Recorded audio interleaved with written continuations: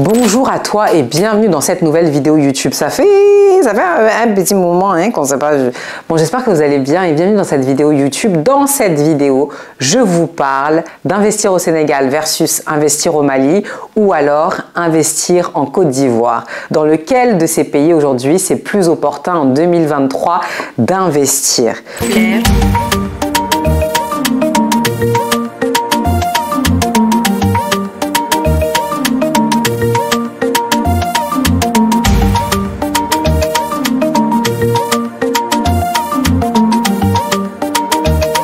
Vous allez me dire, ouais, mais pourquoi ce serait entre ces trois pays-là? Parce que c'est trois pays qui sont extrêmement proches et souvent, du fait de la proximité culturelle de ces pays-là, il se peut que vous soyez binationaux. Si par exemple vous avez un parent de Côte d'Ivoire et vous avez aussi des origines maliennes, ben, généralement quand vous avez de la famille dans les deux pays ou quand vous avez déjà visité les deux pays, vous êtes pris entre les deux. Vous vous dites, bon, on dirait qu'à Abidjan, là, ça va un peu vite.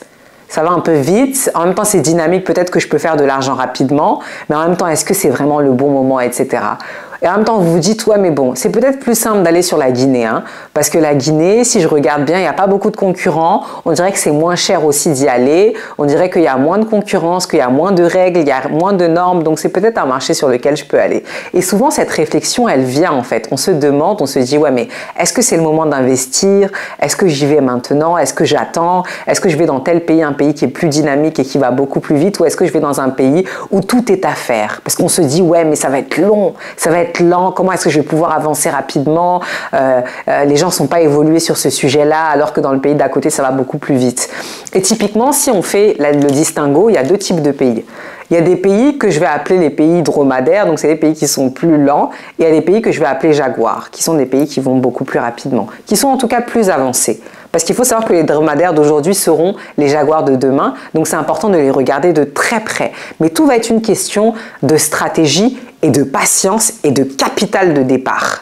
C'est vraiment ça, les trois facteurs que vous devez avoir en tête. Si vous avez un petit capital de départ, parlons-nous français. Il faut commencer chez les dromadaires. Ah oui, parlons-nous français. Si vous n'avez pas beaucoup de capital, le capital est roi. Et quoi qu'on se dise en termes de stratégie, vous allez finalement retomber sur cette question-là, à savoir, j'ai pas beaucoup de capital, comment je fais? Et si vous n'avez pas beaucoup de capital, il faut savoir que les capitales aujourd'hui comme Dakar, comme Abidjan, sont des capitales qui coûtent excessivement cher. Si par exemple on parle de Accra aussi au Ghana, ça coûte très très cher.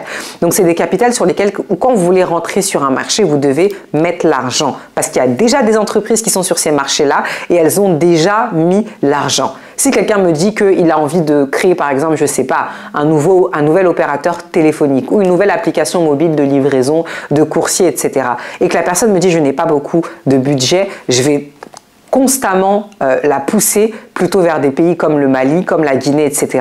parce qu'elle n'a pas beaucoup de budget. Quand vous n'avez pas beaucoup de budget, qu'il y a très peu de concurrents, c'est un deal qui peut tout à fait marcher. Vous allez arriver sur le marché et vous allez finalement sortir votre produit avec très peu de coûts. Mais un marché sur lequel il y a déjà beaucoup de concurrents, ça veut dire qu'ils ont fait beaucoup d'investissements avant vous et qu'ils continuent à faire des investissements pour que vous, les petits nouveaux, là, vous ne puissiez pas rentrer de façon facile sur leur marché. Et c'est d'ailleurs ce que je conseille à mes clients. Dès qu'ils peuvent, c'est de déposer des brevets, c'est de faire évoluer leurs produits de manière à ce que le besoin du consommateur, il arrive à un niveau tel que quelqu'un qui ne connaît pas ou qui n'a pas beaucoup de capital, il ne pourra jamais satisfaire le consommateur parce qu'il n'a pas assez de capital pour faire évoluer un produit ou pour sortir un produit qui vraiment envoie la patate. D'accord? Donc, une fois qu'on s'est dit ça, tout va dépendre, premier facteur, de ton capital. Tu n'as pas beaucoup d'argent, il faut aller dans les pays dromadaires et qui sont très bien. Moi-même, je suis malienne, je viens de pays dromadaires. Vraiment, le dromadaire, quand tu es dessus, tu vois des beaux paysages, des fois. Donc, gardez ça en tête.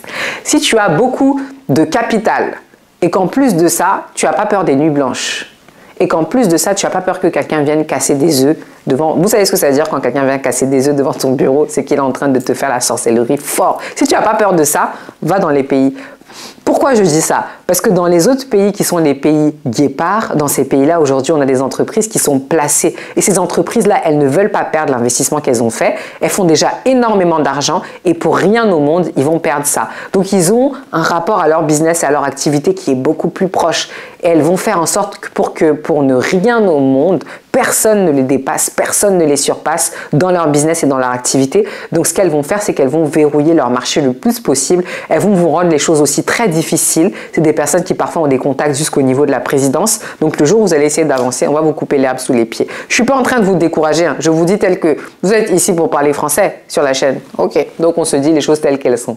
Donc il y a effectivement une difficulté. Mais si vous voyez qu'il y a finalement un certain nombre de facteurs qui sont positifs, qui sont au vert. Par exemple, vous avez vous-même un réseau établi, vous connaissez des gens qui sont haut placés, qui peuvent vous faire avancer. Ça peut être ça. Un autre facteur, qu'est-ce que ça peut être aussi? Si on a également, pourquoi pas, donc les contacts, on a le capital aussi, vous avez déjà une expérience dans le métier. Si par exemple vous voulez ouvrir dans la coiffure et vous êtes une coiffeuse hyper expérimentée, vous vivez, je sais pas, au Canada, à Toronto, en Suisse, etc. et vous dites, ben, j'ai envie d'ouvrir mon salon de coiffure et en plus de ça, je connais quelqu'un et en plus de ça, mon père a un immeuble qui est placé dans la capitale et il m'a dit que je peux faire la boutique que je veux au pied de son immeuble, mais allez-y. Évidemment qu'il faut y aller dans ces cas-là. Donc ça va vraiment être au cas par cas. Pour ceux qui doutent là, il faut m'écrire sur mon Instagram, on va discuter et on va voir par rapport à vos projets qu'est-ce qui convient de faire. Mais je pense que chaque cas finalement est très spécifique et il ne faut pas se précipiter, il ne faut pas prendre de décision à la hâte, il faut vraiment avoir une posture où tu analyses les choses en 365 degrés et ça c'est super important. Donc on va regarder le capital. Est-ce que vous avez du capital ? D'accord? On va regarder un peu les forces avec lesquelles vous partez, vous arrivez. Est-ce que vous avez du réseau, des facilités, etc. qui peuvent vous faire avancer les choses un peu plus rapidement? Est-ce qu'il y a des concurrents? Quel niveau de maturité le marché a? Un marché qui est dit très mature, c'est un marché sur lequel il y a beaucoup de concurrents et le produit il est déjà très évolué. Donc ça va être compliqué pour vous d'y aller. Ou en tout cas, on ne va pas vous faciliter les choses et il faut être prêt à être très endurant. Il faut être prêt à perdre de l'argent un petit peu. Il faut être prêt à essuyer des échecs. Il faut être prêt à essuyer aussi des refus ou des personnes qui vont essayer de vous bloquer. Donc, il faut être OK avec tout ça. Mais c'est aussi les pays Jaguar, les pays sur lesquels vous pouvez faire le plus d'argent et le plus rapidement possible. Donc, quelqu'un qui a beaucoup de capital et qui veut de l'argent très vite, les pays Jaguar sont un très bon deal. J'ai donné beaucoup d'informations dans cette vidéo. J'espère que ça vous a plu, que c'était malgré tout clair. On peut investir dans les deux. Tout est une question de capital, de stratégie, de niveau de patience que vous avez. Donc, en fait, prenez un papier, vous allez lister tout ce que vous avez de favorable pour aller dans ce pays-là, tout ce que vous avez aussi de défavorable. Quand vous êtes sur un pays Jaguar, passez aussi beaucoup de temps sur l'analyse concurrentielle. Allez-y, voyagez une fois, deux fois, allez demander aux gens, allez espionner chez les concurrents, allez dans leurs boutiques, achetez leurs produits, regardez, sentez, mesurez tout ce que vous pouvez faire pour regarder leurs produits, faites-le clairement et ça vous permettra d'avoir une appréciation très juste de ce qu'est votre marché. Dans tous les cas, c'est possible de devenir extrêmement riche et millionnaire dans les deux cas, dans les deux types de pays, mais c'est vrai que les pays guépards vont vous donner de l'argent et du jus beaucoup plus rapidement, alors que les autres pays, vous allez vraiment tirer sur la vache avant qu'elle donne du lait. Hein. Donc tout est une question de patience et de marché aussi, hein, parce que chaque secteur d'activité va être extrêmement différent. Si cette vidéo vous a plu, si vous avez envie d'être coaché, d'être mentoré sur votre projet de création d'entreprise en Afrique, n'hésitez pas à m'écrire sur mes réseaux sociaux. J'ai pas beaucoup de place, mais je peux libérer une place ou deux pour vous accompagner. Je vous dis à très bientôt sur ma chaîne YouTube. Merci de m'avoir regardé et puis à très vite pour parler d'Afrique, business et d'investissement. Asita.